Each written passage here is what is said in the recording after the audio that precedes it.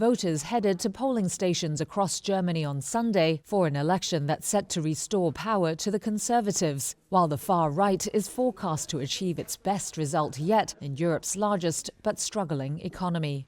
Friedrich Merz's conservative CDU-CSU bloc has been leading the polls. Merz voted in the western town of Arnsberg in the morning.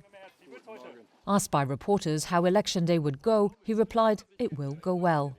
However, Merz's bloc is unlikely to win a majority given Germany's fragmented political landscape. And coalition talks are set to be tough, with parties divided over issues like migration and how to deal with the far-right party Alternative for Germany, or AfD.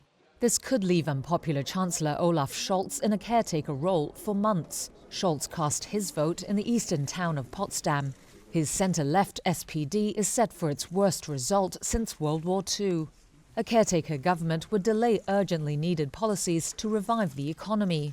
It would also create a leadership vacuum in the heart of Europe as it faces a host of challenges, including from US President Donald Trump. Trump has made moves to cut a ceasefire deal between Russia and Ukraine without Europe's involvement and threatened a trade war. Polls show Germans are now feeling the most pessimistic about their living standards since the 2008 financial crisis. This woman voted for Merz with the hope that he has some economic knowledge and can rebuild the country.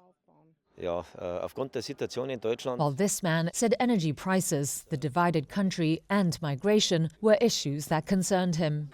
Public attitudes towards migration have hardened from the country's previous refugees welcome culture. The anti-migrant AfD is on track to take second place for the first time in a national election.